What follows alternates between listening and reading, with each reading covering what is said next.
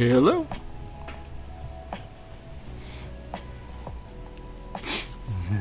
A little late, hopping on a little late. But better late than never. A little late, more like a half hour late.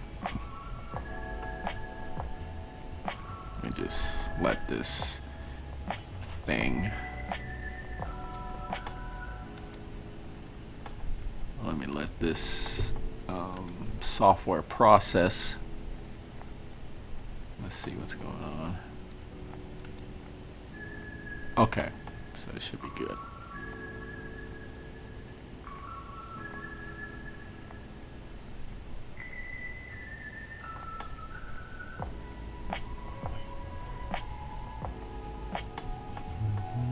Close that.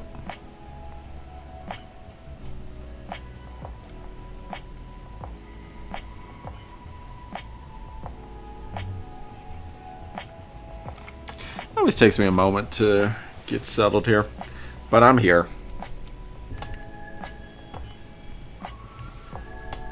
Let me do some stuff. Welcome. This is the Black Ponder. I'm sorry. This is other live, or this is other stream I'm a part of. I don't want to mix them up, but this is the Black Ponder. Oh, I see I'm peaking here. Let me adjust my settings here. Oh, yeah, that's a little too loud. Test, and if there's anybody listening, please notify me if there's some audio issues. If there's anybody listening, but I'll just start talking. And, if people want to hop on, if they can hop on. If they don't, that's cool too. But yeah, this is the Black Ponder, and this is a philosophy channel, YouTube channel. We talk about philosophical texts. Cool. And then, yeah, we do also do live streams about topics, but we put a philosophical spin on them, or we just apply philosophy to certain topics, live streaming. But, primarily we just talk about texts. I have been reading Aristotle's The Art of Rhetoric, and I don't know, I'm just not feeling it. Like halfway through and I'm like, I don't know, man, it's just I'm not really feeling but maybe it'll come to, some good stuff will come to me late. That happens sometimes. I think that actually happened when I was reading the Poetics by Aristotle. I was like, man, this is not. But then I read a few sections, so I was like, okay, this is pretty cool. I find like with Aristotle, that happens. I don't know. Aristotle, I don't really jive. A lot of people who are into philosophy, they get really excited over Aristotle. For me, not so much. I mean, I've done a few videos on Aristotle, but oftentimes I read a lot of his texts, and I'm like, most of this ain't really all that. I don't know, I'm just not jiving with it. It's just not exciting me. Not like Rene Descartes or like Hegel or even like Thomas Hobbes, which he's problematic, but even he has some interesting things. Aristotle, Plato is a lot more interesting, but that's just me. I know Aristotle's like pretty big in philosophy. Lots of people love his philosophy, but it takes me a while. But I do like reading him just so I can get a good background, because a lot of people reference Aristotle, so that's really enjoyable to read his text and be like, oh, okay, I know what they're talking about, even though it's like, that point that Aristotle's making, is it really that big of a deal? I don't know. But so I'm reading The Art of Rhetoric, and hopefully it'll get better. Yeah, right here. I did a video on this. Thomas Hobbes, the Leviathan. I know this is like, there's a lot of problematic things, and he believes, Hobbes talks about how humans need to be controlled by,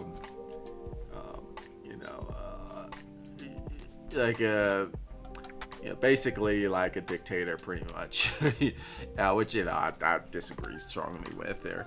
the Leviathan, right? There needs to be like a sovereign that controls the. And I talk about this in the video, and he believes all that.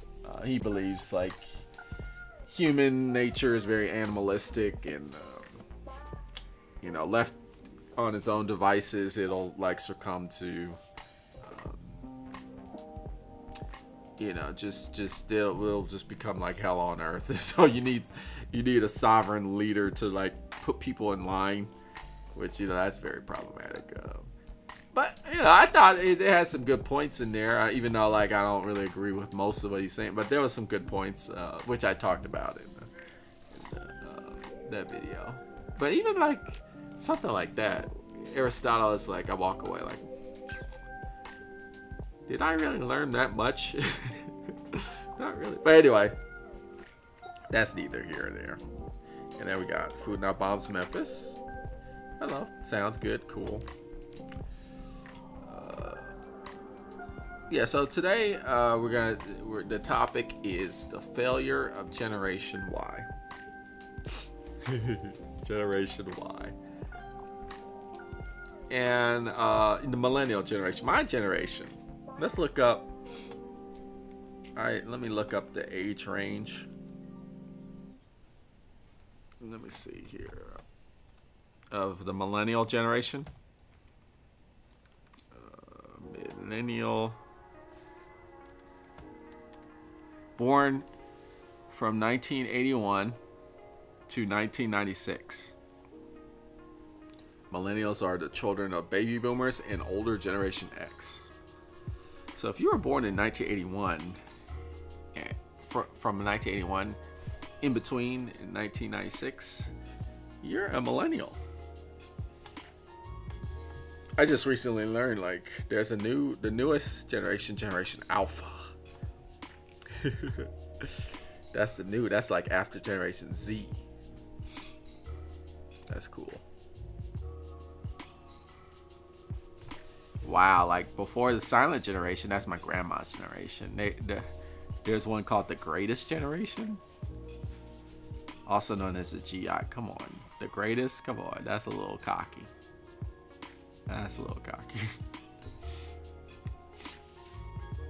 And then before the greatest is the lost generation. What the? It was an early adulthood during World War I. They're the lost generation? Okay. And I'm sure it keeps going, but I'm just looking here. Don't mind me. Yeah, so I just want to talk a little bit about it's just basically a conversation based off of a conversation that I had with a few people, Generation Z.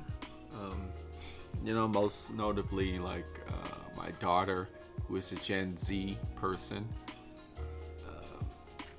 And so my daughter's Generation Z, I adopted my daughter. So like I didn't raise her when she was a baby. so we're like not too far away. We're like separated by one generation. Right? So she's Generation Z, and I'm Generation Y. Right? That's another name for millennials, Generation Y. And it was just because we put a lot of blame on, and they deserve a lot of blame. And let's just get into the topic. They put a lot of blame on the boomers, the boomer generation, my mama's generation. Okay, boomer. Boomers are, they're the generation that kind of had it. I mean, all generations had their their challenges, right? The boomers had their challenges too. I mean, my mama, she definitely dealt with a lot of challenges of her time. But, that was the generation who could, for the most part, they could get a degree. And once you got a degree for your degree in college, you were guaranteed pretty much a job. You could buy a house, at a young age. And, that depended, upper and middle class white people, I mean, they were so it more applied to them than maybe baby boomers who were, you know, outside that socioeconomic category, right? But even my mama, like, when she was young, she bought a house. She bought a house with her one of her ex-husbands at the time, or her ex, which is like not my father. So yeah, that didn't work out because the ex-husband thing. But she was able to do it, right? She was financially capable of doing that at a very early age. And back then, college guaranteed you could get an employment, right? Which is not the case anymore. And that's my generation.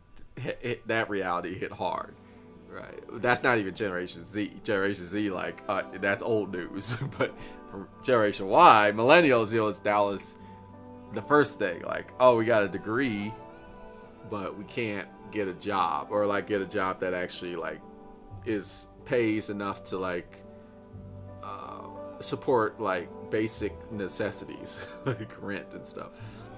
And then we have Lionel Daniel. Hello, how have you been? I've been doing cool. How are you?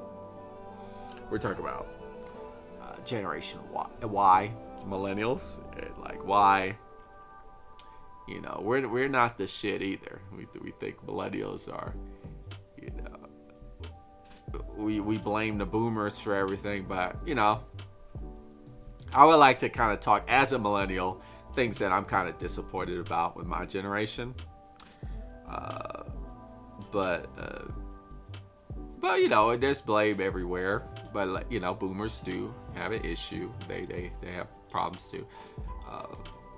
But yeah, so and then we were talking about the boomers, how they're able to basically get a decent wage at an early age, start a family comfortably, and we just didn't have that, right?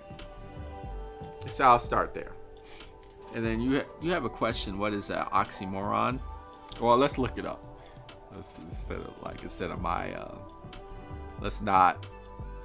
let me not try and come up with because you can just Google stuff now. Oxymoron is a figure of speech in which apparently contradictory terms appear in conjunction. For example, faith unfaithful kept him falsely true. And here's an example. The fashionable that's a bad example. That fashionable rhetorical novelty, the humble brag, is itself an oxymoron. What? That's a bad example. An oxymoron is basically like a contradiction. If you say like deafening silence, like, oh, the silence is so deafening. It's like, huh? But I mean, I guess that is kind of a thing, right? If it's too silent. It's like, but what are you talking about? Like, or like, what's another one? Organized chaos. That's another one, right? Like, I've been told that, like, I go to like a business, like a warehouse, and it's like all this stuff is happening, and it seems like it's organized, but it's not. It's very chaotic, but it's organized chaos. But that's like an oxymoron, because the definition of chaos is that it's not organized, right? Or organization, the definition of organization is that there is no chaos, right? So that's an oxymoron. What's another oxymoron? Like old news. Oh, that's old news, but like the definition of news is like brand new occurrences. Like new is literally in the definition, in the word. So that's it. But like I said, I even used that. I said that about like Gen Z and how like when they don't get a degree from college, they're not guaranteed a job or a career that's well paid. And I said that's old news because Generation Y already dealt with that. But old news is an oxymoron, right? Because it's like, if it's old, it's not news, right? But we use these terms all the time. And what do you say? What does the oxymoron mean in Greek? I don't know. Maybe it's... I have no idea. I don't know Greek. But perhaps the origin of the word is Greek. What is that called? I think it's called like epology. I always mix that up. Let me see. Sorry, I will go back to the original topic. I always not do the word. Is it epology? No. Epology. No, that's not it.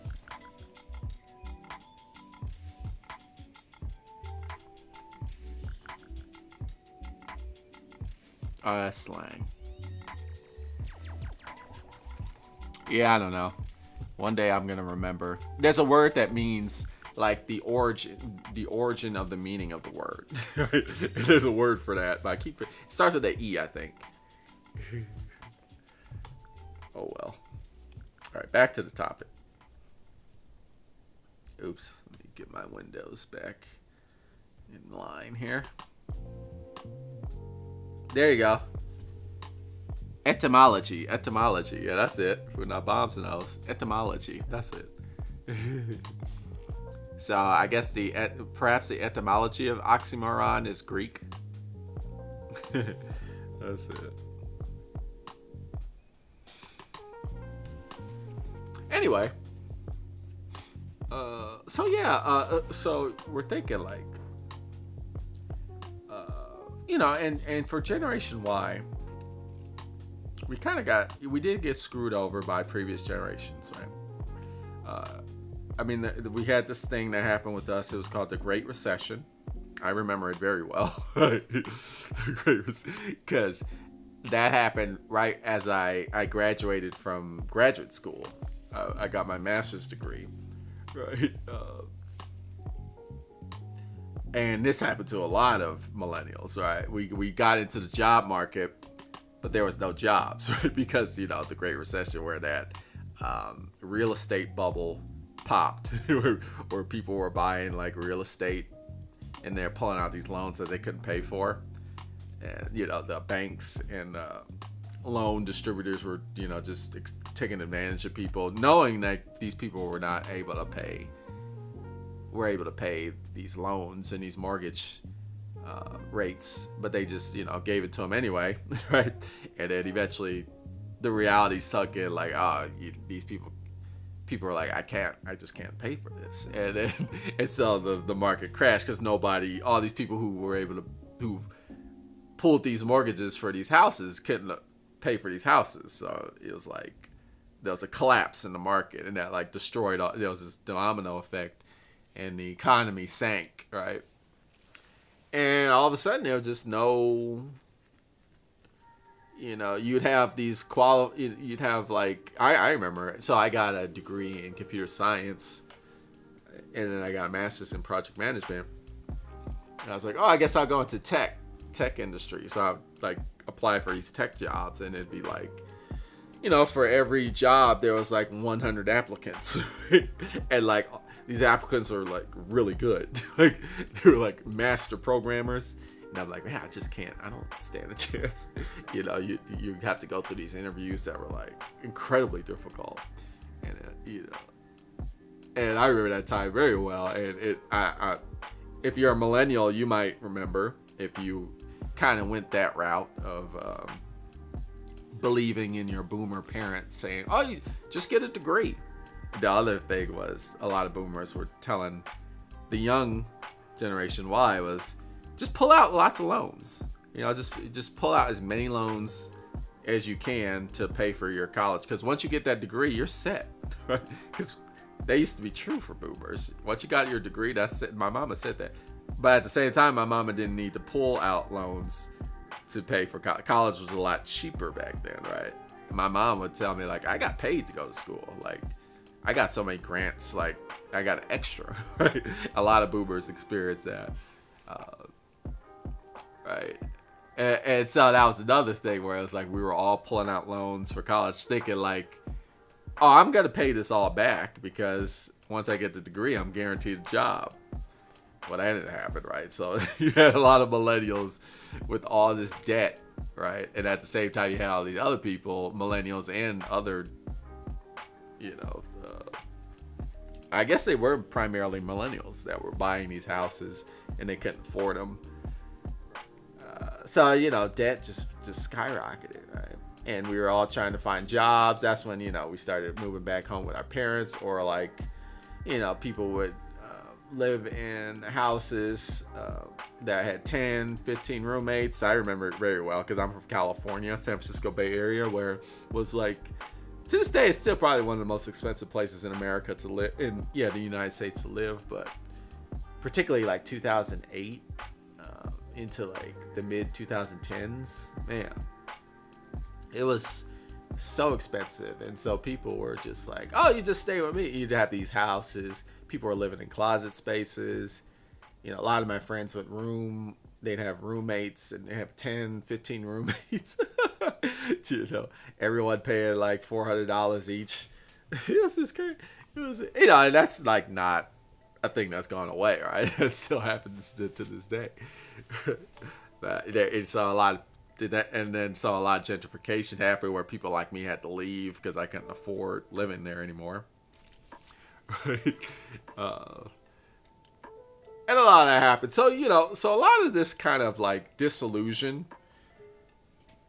of happened, where it's like, and this is where I'm kind of like, there's a little blame that goes to the millennial generation, where it's like, okay, we've been disillusioned. Like we've been proven that the economics, like the dominant economics of society are not working. So why are we buying into this crap? The problem is we still bought into the crap. And a lot of millennials just haven't like wisened up. Right? In fact, we're still accepting like the dream of capitalism, hook, line, and sinker to this day, even though it's failed us like royally, right? It screwed us over royally. And that's kind of where I want to begin, where it's like how we failed, where we just didn't get the pick up the hint, right? And then, okay, Funabam says, you know, responding to what it means. That's cool. Cool. And so, you know, and I look at like the internet is a great example of our failure. The failure of the millennium, because the internet was given to us by Generation X, right? Generation X, right? The Generation X is basically, you know, those are the people that like started the tech boom, right? The real tech boom, like, well, not the real tech boom, like, you know, Silicon Valley, where I'm from, San Francisco Bay Area, or Northern California. Like, there was the Silicon Valley. This is when I was like a little kid. Silicon Valley was like San Jose, Santa Clara, like the southern part of the San Francisco Bay Area, right? Mountain View, right? All these cities in the valley of California, Northern California. Silicon Valley, you had Microsoft, you had IBM, you know, all these softs, right?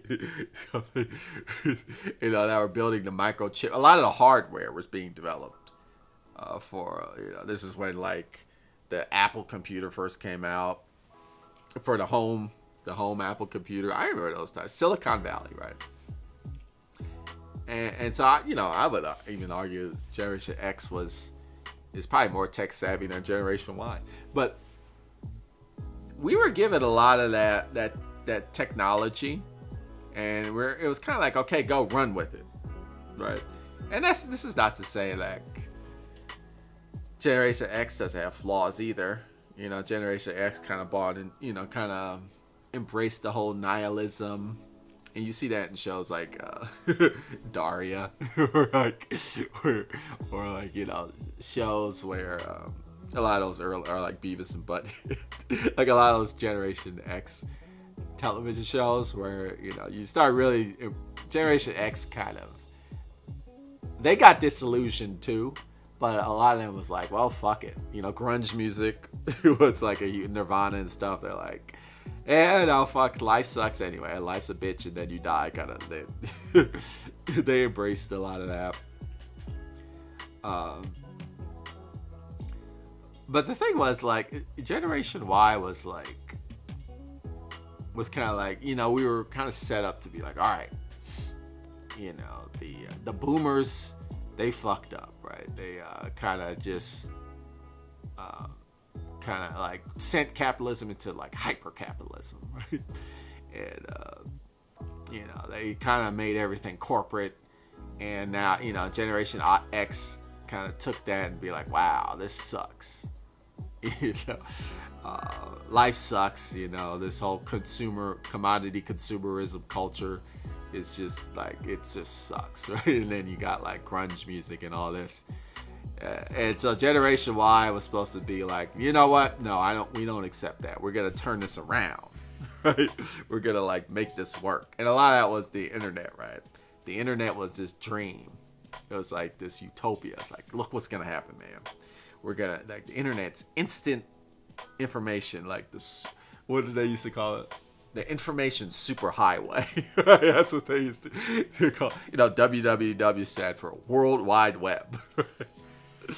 Right, you know, the internet's gonna allow us to share information instantly. We'll be connected with each other so easily. We'll be able to talk to people from around the world. Different languages won't be a problem. Not because we'll have universal translators, which we kind of do, right? But no, it's because people will be interested in learning each other's languages, and then they'll be even more bilingual exchange and all this. And people will embrace different cultures, and the internet's gonna like just completely like make us more human, because it's gonna connect us. And that was the dream, right? That was the dream of the internet. I remember those days too. Generation X laid the foundation. They're like, all right, we set up we set it up all for you. Now, you know, go Generation Y, Millennials, take that and run with it. And boy, we didn't do that, right? We did not do that. What happened is you have people like Mark Zuckerberg, right? That's what we had. We had a bunch of Mark Zuckerbergs where, you know, he just basically sold out. You know, he just sold out. And it's just, and so a lot of the tech bros, we just got a lot of tech bros where it's like, the dream was happening, but what happened is just capitalism took that whole concept and said, you know what, no, we're not gonna fuck the whole like utopian humanity thing. We're just gonna like, and the internet's just gonna be a place where we can sell products. And that's what happened. And, you know, that's what the internet is now. That's what the internet became. And it's sad, right? It's sad because look at the internet now. It is so consumer commodity. I mean, just look at it. It's funny because, you know, so the Millennial Generation remembers life before the internet. I remember life before the internet, right? It's us. We're the ones that like, we know when we were little kids, when there was no internet and we were playing with bicycles, and if we wanted to out in the street, that whole idealistic fantasy, which is indeed a fantasy, right? It wasn't as good as we say it was, but it was kind of good, right? And, you know, if you wanted to know like the capital of Iowa or like the capital of you know, South Africa, you couldn't Google it. You had to go to like a library. Right? You had to go to the library. I remember those days. Or most people had Encyclopedia Britannicas at home that you could look up. They had almanacs. They had atlases. We had like kind of information wasn't instant. So we remember those days. And I remember when the internet was just common. You know, back in the days of when the internet was just text and it was like graphic design just wasn't a thing on the internet. Like nobody, the internet looked like shit. It looked horrible. Like all of it looked bad. Like you had websites like Angel Fire and Geosites. Millennials though, you know, where you people would make up their own websites, but if you wanted to make up, I mean, there was no like, you know, now I'm sounding like an old timer, right? But I'm just reminiscing. I'm just setting the groundwork, right? There was no like, what is it? Squarespace. There's the website Squarespace. These WYSIWYG website designers are like Wix.com, where you kind of have these templates that you can, that's cool. You know, back in the when the internet was in, you actually had to know HTML code and cascading style sheets, right? CSS, and you had to actually code the websites, which wasn't very conducive to good design. So it was the internet was very ugly, but it was more information based. Now you still always had your dark web, right? You had your, you know, your neo-Nazi websites. I mean, that was always there, right? You had your like smut websites. You had your like really, you know, you had your dark shit going on. That was true. But it wasn't. But these sites, they weren't like sponsored by corporations, right? They weren't used to sell products, right, as they are now. And that's the difference. Like it was easy for you to accidentally go to websites where you were like, whoa, what's this? I don't even know. And you can learn different shit. Now it's just, you know, it's like like the internet corrals you into like a place that is just reiterating everything you've already thought of, right? And it really is just like putting you in demographics that advertisers can sell you, you know, things, right? And that's what the internet is now. It's just a bunch of demographics.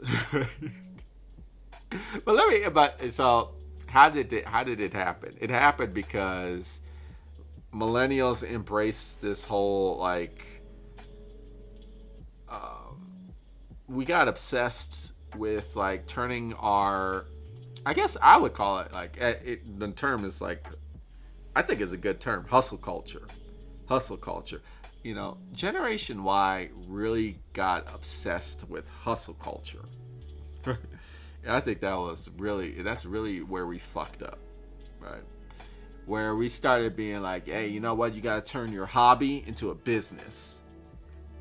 You know, at least the boomer generation, you know, boomers, they're not perfect. They got their problems.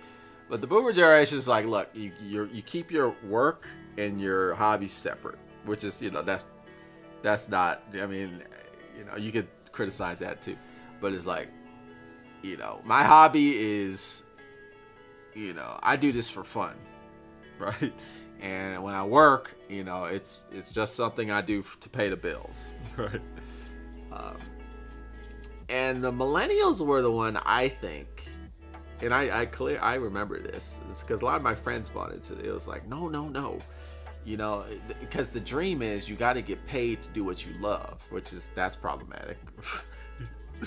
But no, it's like you got to get paid to do what you love, right? You should be like making money off of your passions, right? So you got to turn your passion projects into businesses. You got to be like, you know, and forget the whole like grinding at a job, sitting at a desk, doing what you don't want to do. No, you got to like turn your passions and your hobbies into like capital. Engines of capital, right? And that's where we fucked up. Let me see. And then Moon Anite says, generations are supposed to work together to reform the world. How could it be on one generation or another to remedy the wrongs of humanity? That's eschatological wow, that's a big ass word. Eschatological mythologizing. Okay.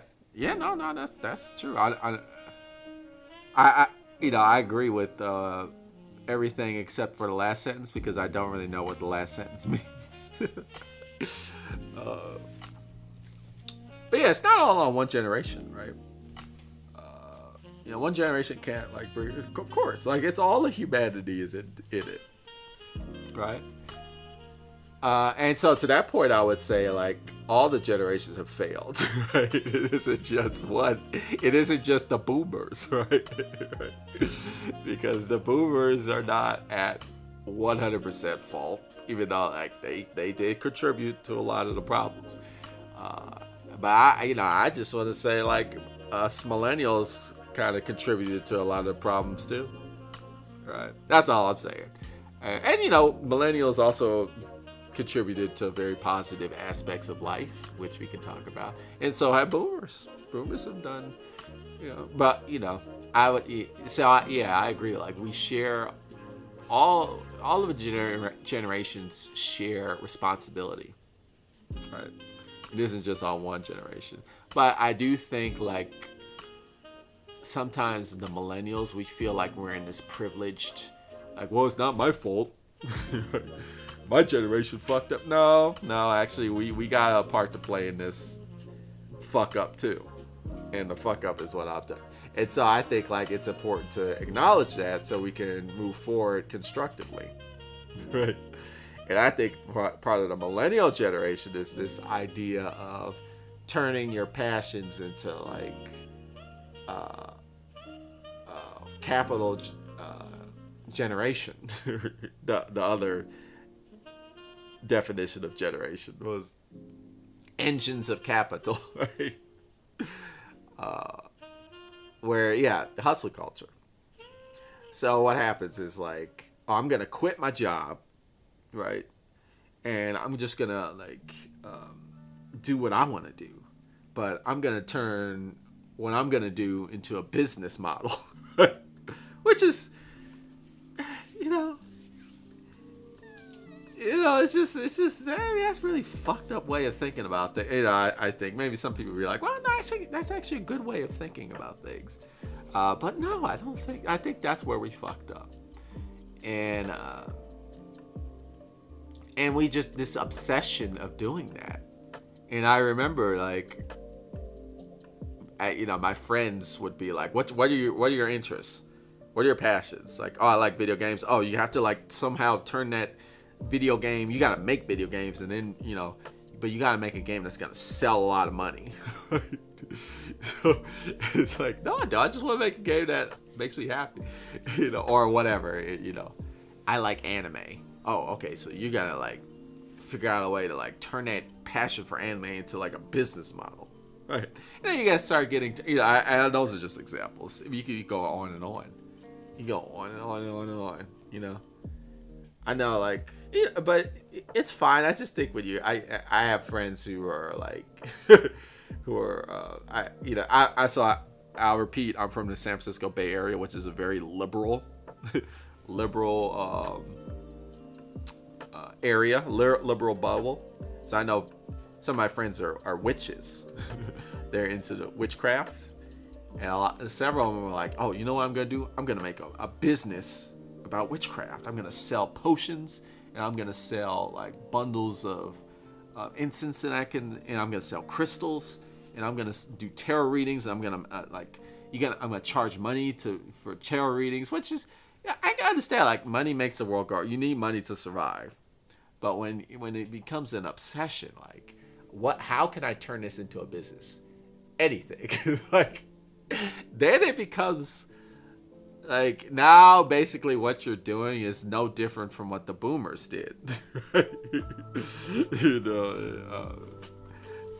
But we can get farther in it.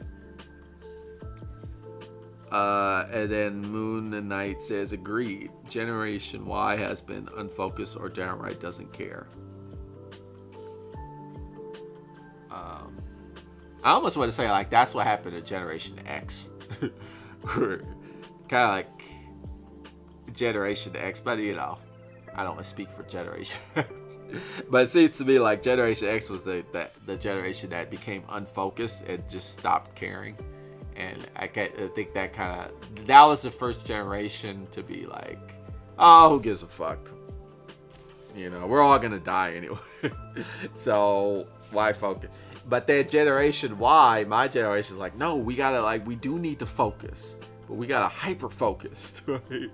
We gotta focus on making money. Right? But we gotta make money, making money into like a passion.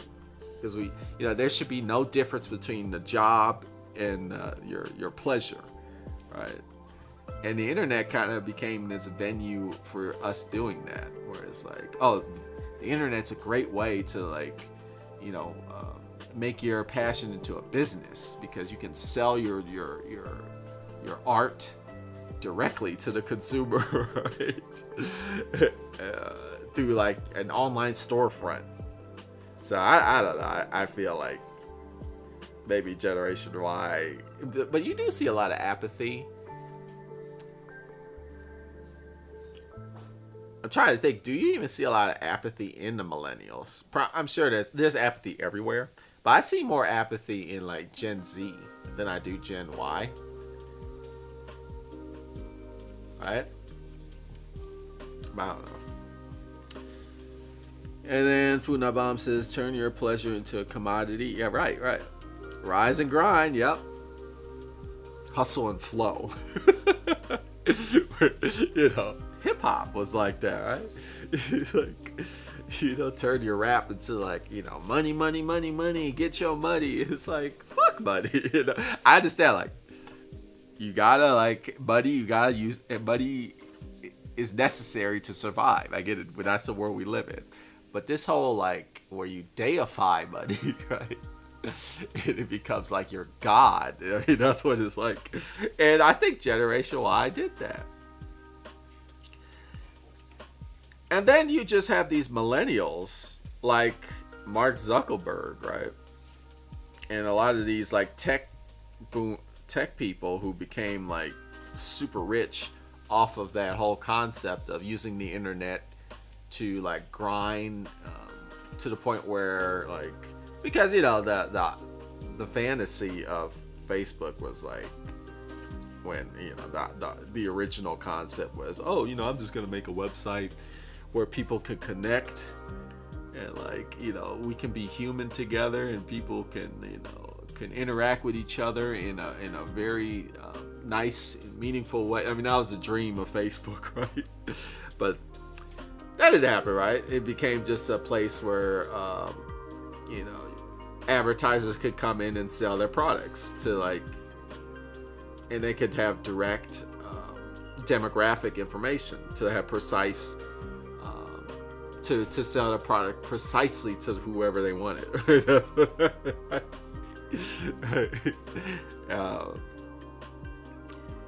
And so you have people like Mark Zuckerberg who are basically like the new Rockefellers, or the new J.P. Morgan, right? J.P. Morgan, he's like what's the silent? He's not even the silent generation. He's like the greatest. He's like before the silent generation, right? But I feel like the richest millennials are like, they're basically the new J.P. Morgans, right? They're the new, like, we become the people that we've tried to not become. Right? I think Elon Musk is old, right? He's like Generation X. How old is Elon Musk? Yeah, he's 52. He's isn't that like baby boomer? I didn't know he was that old. No, baby boomers are like, they're like in their 60s earliest, right? Now I'm curious. Yeah.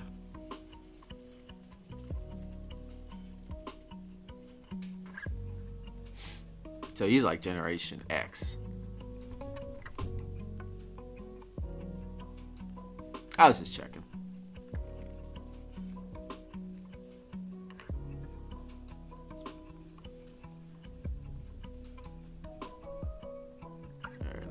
I always mess up my windows when I do this. I guess you could like kind of piggyback off of that with Generation X, because you got like Elon Musk, you got like Jeff Bezos, who I believe is also a Gen Xer. And like all these people who are hyper rich because of internet commodity culture. Yeah, because Elon Musk, I think he early Elon was like part of PayPal, right? And that's what really so that, I mean, PayPal was this whole like internet thing, right? And still is, quite big, but he's not a part of that anymore. So yeah, I just feel like, you look at the tycoons, like the old school like tycoons of the Industrial Revolution, like like I said, like Rockefeller and J.P. Morgan, and like all those people who invented the banks of America, right? And you see there how they really pushed capitalism to this highly exploitative thing, and that's how they made their fortune. All those railroad and oil tycoons, right, of those early ass days. And Generation Y looked at those and they're like, yeah, we let's like not repeat those mistakes. But we look at the richest people from our generation and it's like, how are you any different? Like, you're not. You're just the same old tycoon. And we just repeated the same mistakes. And I think that's where we really failed. We really dropped the ball. And it's just funny because I think back to my early 20s and I had just so many friends who were just like, dude, you need to start your own. Entrepreneurship was like a huge thing. Entrepreneurship is still a thing that's pushed. I do feel like Generation Z, kind of they kind of get it, like a lot. They get it a lot more than Generation Y. They understand like entrepreneurship and all the capitalists. It's starting to get old, right? So they're like, that's some bullshit, right? Whereas Generation Y, the Millennials, we just like we entrepreneurship was the goal. It's like, no, I gotta be my own boss, right? Whereas, really we should have been like, why is boss? There shouldn't be bosses. Like that should not be a thing that exists, right? But we were like, no, I need to be my own boss. It's like, no, we need to live in a world where their business models are just not a thing that's should be, right? And I think Gen Z kind of understands that more, which is sad because they're younger than us, but they get it. And it's just maybe it's because the consequences are more dire for them because of climate change and everything. They're like, they really see it. But the reason why I'm a little disappointed in my generation, because we suffered a lot of those consequences too, right? I mean, the job market screwed us, right? We're in massive amounts of debt from college loans, or primarily college loans, right? Which was like this sell, we suffer from the whole notion of education as a commodity, where it should be like not a commodity. It should be like a free social service, right? But it's a commodity, and we got screwed over by that. Like, how much massive amounts of debt of people my generation is in because of the concept of education as a business model, as well as like healthcare. That's another one. Healthcare is like, and it's just sad we just didn't get it. We're just like, we embraced it even. we're like, yeah, business, that's the thing. we need to learn more about finance, which it's good to educate yourself in finance, like, sure. But, it shouldn't be like a good thing. It should just be something that you need to learn to navigate through society, not to be like, yeah, this is the way to do it. I'll never forget. I was, it was just, I don't know why I was just so upset by it. I shouldn't have been. I should have been like, yeah, no, that makes sense. But, yeah, I was just like really irritated by, they brought in Mark Zuckerberg. He was like, what do they call that? When the Congress brings you in, and you have to like answer to the questions of the Congress. It was one of those, and congressmen and congresswomen were saying, Congress people were telling Mark Zuckerberg, do you realize the pain that you cause? Like, how many people log into Facebook and like log into Instagram, and they, all this suffering they experience, all this mental health care negativity they get, like, little kids log in and they suffer like all this, like they're constantly comparing themselves to other children, and they're trying to live up to these ideals that they're impossible to live up to, and it's causing all this emotional and mental anguish. Do you realize that? And the guy was just like stone cold. He was just like, yeah, I get it. It's like, do you realize like your platform is like a major contributor to why like so many people believe the elections are fake, because like a lot of like unverifiable information is just pushed on your platform. And he's like, yeah, I get it. Like, what are you gonna do about it? It's like, nothing. I'm not gonna do a damn thing. like, damn, dude, you don't give a fuck. And he's like, wow, you're responsible. He's literally like, no, I'm not. I'm not responsible. Buyer beware. like, I'm like, damn, bud.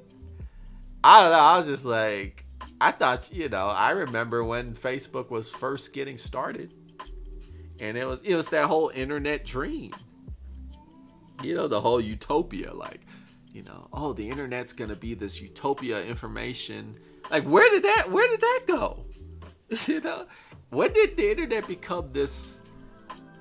And it's controlled by, a lot of us our age are running the internet. Like, well, we are, I guess we're more the administrators, which are not necessarily the ones in control. Right? But it's like these tech bros who are like, what happened? What happened? Like, what happened to the internet utopia thing? It's like, y'all just sold out. It's like, no, it's like, I just use the internet to make money. Hello, like, yeah, but what about when you were like 19, 21 and you were like, no, my vision, like, where did it go? And I'm like, and I was looking at Zuckerberg, and I'm like, I might as well be looking at JP Morgan. I might as well be looking at like Rockefeller, because it's the same person. Like, was it a sham? Was that whole like internet utopia, like World Wide Web information superhighway, that was just a sham? Like, did anybody actually believe in that shit? Or was that the people who were like creating the MySpace and the Facebook and the original Twitter people, did they even believe in it in the first place, or were they corrupted later on? I don't know. These are the things that were going through my mind when I saw him doing that, answering to Congress, and he was just like, I don't give a fuck. I don't give a fuck what you guys say. I'm rich.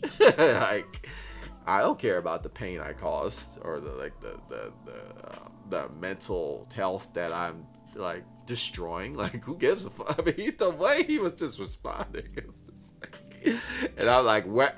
And to me, I was looking at him and like, yep, this is the Millennial Generation. That's it. The personification of the Millennial Generation is just that right there. Like, people who just like just completely bought into the internet to like capitalism, to hyper capitalism, to late stage capitalism. They're like, yep, I believe in it and I'm gonna use it. And it's like, it didn't used to be like that. That's our failure. That's generation. That's the failure of Generation Y. And then what's the same robber barons new era. Right. The robber barons. The profit motive. Yeah. Oh, those BS antitrust trials. Yeah, that thing. That's a part of. And then hello, Vinny Ladders. You say that's a part in Adam Curtis hypernormalization that addresses it. Okay. Yeah. I just felt like, I don't know if you ever. I don't know why. I just like every time I see that, I just think of Star Wars Episode 3, Revenge of the Sith, right? When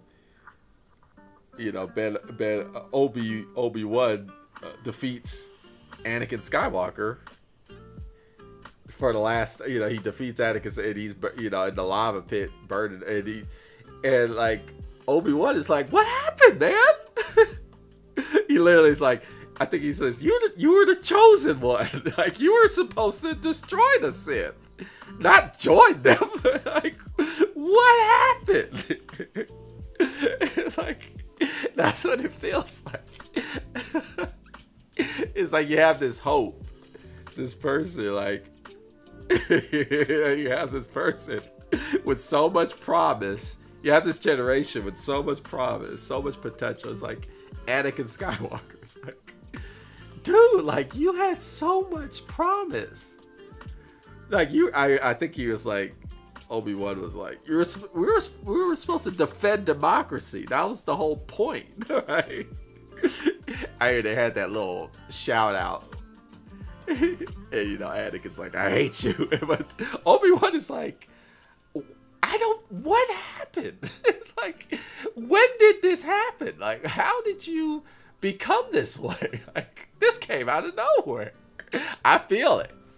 I look at some of my people that I used to know who were like millennials, or who are like people I always used to be friends with. A lot of people I've cut ties with, unfortunately. It's too bad, because they've bought too heavily into the whole capitalism thing. I'm the type of guy that's like, I'm not like,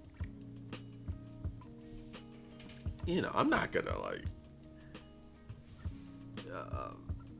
I'm not like super like, what do you call it?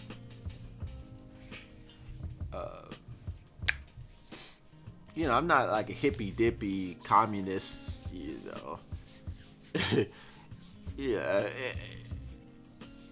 I'm not gonna like super criticize you just because you don't embrace communism full line and center. Like, I'm not one of those. And, if you are one of those, that's cool. That's fine. If you're like, yeah, communist, that's fine. But I'm not one of those. I'm like, look, I'll meet you halfway. But some of these people, like, I know somebody, I used to go to college. I went to college with this guy, and I just was like, man, you're Darth Vader. But he calls himself, like, anarcho-capitalist. He's an anarchist capitalist. Anarcho-capitalist. Free market. He believes, like, there's the neoliberal who believes in free markets, but they also kind of like embrace like government, where like anarcho-capitalist believes like, no, fuck government. Corporations should rule 100%. Right? The corporation have right. And I know people who are like that. You would think it's funny because I say that it sounds like a caricature. It sounds like a cartoon character, but there are people who actually like, and I'm just like, do you not see I mean, look at Facebook, like look at Meta now. It's called Meta, and look at they're kind of right. Like little kids will get, first of all, the addiction is crazy. I mean, here's an example. Yeah, here's an anecdote. My dream was to work for a video game industry. I'm a big gamer, and I was like, that's why I got a degree in computer science. I want to make video games. So I actually got hired to work for Namco Bandai. Namco is the company that makes Pac-Man. I'm like, cool. I'm gonna join the company that makes Pac-Man. I was young, right? Like my early 20s. Pac-Man. And I get in there. First of all, the people in charge, they're not even gamers. They're just people with suits and ties, and they're just like, they're all they're concerned about is like selling, just making them as much money as profit. So they don't give a fuck about art, right? But not only that, I mean, that was already like, oh, okay. So the people who run this organization don't give a fuck about video games at all. But it wasn't even that really pushed me to quit. It was like we started like focusing on. You had to start taking classes and workshops on like physiology, and like you need to learn like what about like serotonin and shit, and like what gets the brain addicted to shit. We had to start learning about that because we wanted to they wanted to make games that got people addicted, right? Which is like, what the fuck? it's like. Does anybody see a moral dilemma in this? But it's like, wow, that's what makes money. I'm like, and it's crazy because you're surprised and you're not surprised. And this is where the whole critique of capitalism is like, this is the problem with capitalism. It's like this is what Marx's critique of capitalism is. It's like it takes out the humanity of a person, where people. They're just obsessed with like making money, ultimately, right? And they don't give a fuck about humanity anymore, right? Marx said this, so I mean, so that part I agree with Marx, where it's like, and it's kind of interesting because you talk to like certain Marxists or Marxists, and they kind of miss that critique and that Marxist critique. Whereas like, yeah, that's very important critique about capitalism, where it really does like, once you start like really embracing like the promise of capitalism, you start like disregarding humanity. Where it's like, yeah, you need to really like focus on like what makes human beings addicted to shit, and then you can program that into the game, right? And then people will be addicted to it. And it's like, well, I mean, that's kind of fucked up, right? You don't want people to, you don't want to like hack into people's physiological like impulses to like just get. You want to like create something where people are genuinely like enjoying it, not because you've like hacked into, or because you're exploiting like somebody's like addictive tendencies, right? But that's capitalism. It takes the art out of it. And that's what Instagram and Facebook does, right? It's designed to just tap into your addictive tendencies, right? It's the same thing as, and this is not unique to like tech, right? It's like food corporations. They just put sugar in everything because they understand like human beings are addicted to sugar because it's an evolutionary thing. We've evolved to desire sugar because back when sugar wasn't very common, we needed sugar to survive. So we're like, once we get a little bit of sugar, we're like, and food companies recognize this. They're like, oh, we'll just put sugar in everything, so then they'll just be constantly addicted to it. Salt's the same. So it's not unique to tech, but it's just kind of sad, and this is why I say the failure of our generation is like, we didn't see or we didn't care, right? Like, generations have done this in the past, but we were like, oh, we'll just copy what they did, right? I really hope, like, Generation Z, but we'll see. We'll see. I hope Generation Z is the one that says, no, we gotta stop doing it. We gotta, like, this needs to just stop, right? Because Generation Y did not do that. Generation Y, my millennial generation did not do that. As a whole generation, we did not say, you know what? At a certain point, you gotta draw the line, and we just need to like stop doing this. Stop like prioritizing the generation of capital over human life, right? Right. But I've seen a generation Z kind of do that. But with that said, one of the comments was like, it's not one generation's responsibility. That's true. Yeah. So that's the other thing we gotta stop doing. We gotta be like, well, it's up to you guys now. No, fuck that. It's up to all of us. So millennial generation, us, we need to acknowledge like, yeah, we really fucking dropped the ball. So it's time for us to like speak up and speak out and be like, no, we're in this together. Gen Z, we got your back. We fucked up for you guys, but we're not leaving you out to dry. We're gonna help you out. This is what I was telling my Gen Z daughter. Right? Was like, I'm not gonna be one of those people that's gonna be like, well, it's on you now. I'm passing the torch. No, fuck.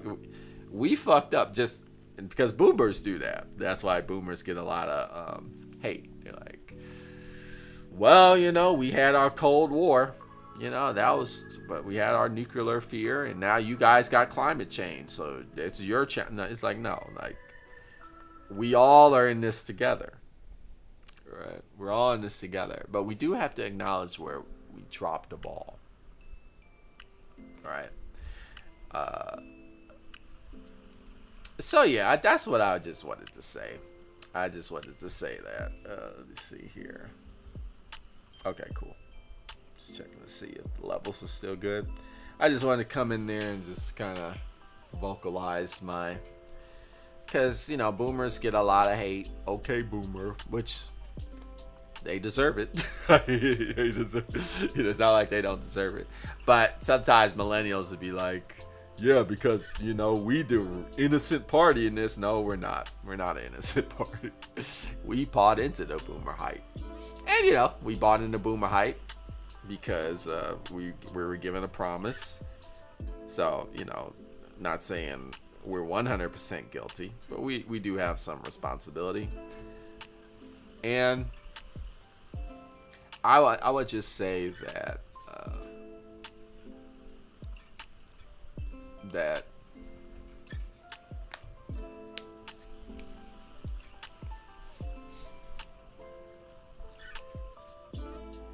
yeah, I just want to think this through. Just take my time. Just think it through. Yeah. I just want to say that we're in this mess, and I think we can get out of it. Some people, I'm not gonna. The apathy is all over the place. Millennials do have some apathy. It's true. But I do feel like maybe Generation X kind of like really was the first generation to make apathy cool. Right? And make apathy and nihilism, kind of hip. And I'm not really about that. Like, let's not make apathy and nihilism cool or hip. Let's be like, you know what, I care, and I do have hope. Let's right our wrongs. Let's say like, look, we fucked up. We thought we could capitalize ourselves out of our impoverished conditions. When I say impoverished, I don't necessarily mean money. I mean kind of more spiritual. And when I say spiritual, I'm not talking about like white man Jesus, blue-eyed, blonde-haired Jesus. I'm not talking about that. I'm talking about like giving a fuck about our fellow human beings, spiritual. Right? That's what I'm talking about. It's like we tried to like substitute. We tried to girl boss our way into utopia. And there's no girl bossing ourselves into a utopia. The girl boss. It's like, yeah, I'm a girl boss. It's like, I'm a woman that can do it all, right? I can raise a kid. I can, be a good wife. I can, run my own business. I can walk around with high heels. And it's like, yeah, that's what I'm talking about. And millennials we really bought that shit. And it's like, let's just get out of that. Let's get out of that. Let's like understand, like, yeah, not everything's a business model, right? Not everything, entrepreneurship is not like a thing that's gonna save us. In fact, it's the thing that's gonna destroy us. If you're an entrepreneur, like I actually have my own little side business myself. It's event planning, but that's a business I know is not gonna like result in anything other than like hosting some events, which is fine, but that's not gonna like be my way of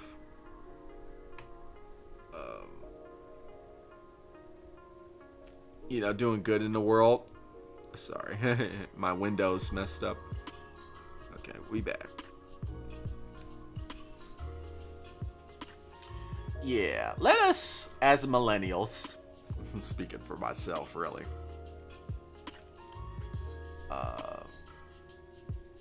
try and see if we can bring the utopia back.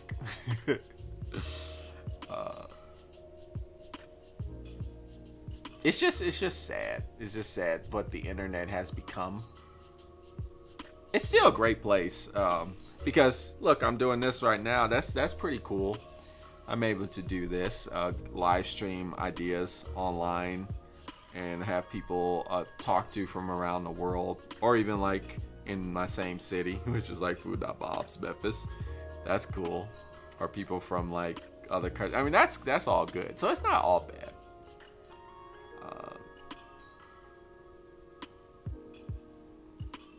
But yeah, that's all I wanted to say. I just want to like, I would like to say, okay, millennial. Okay, millennial. When is that gonna happen?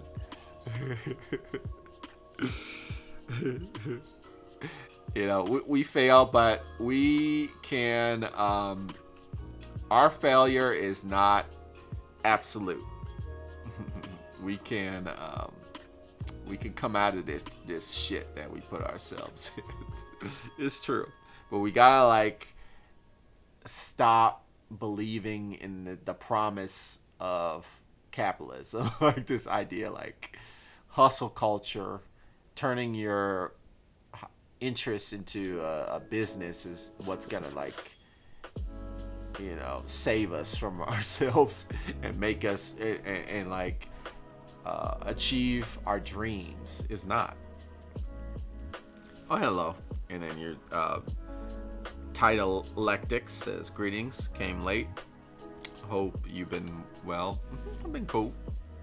Well, yeah, we're about closing the stream now, ending it. But yeah, I just wanted to say that. I think the key is acknowledging that we foolishly, I'll say it, we foolishly believed in the promise of capitalism, and it burned us really bad. It really burned us really bad. But we can make a change. We could be like, you know what, we fucked up. Let us,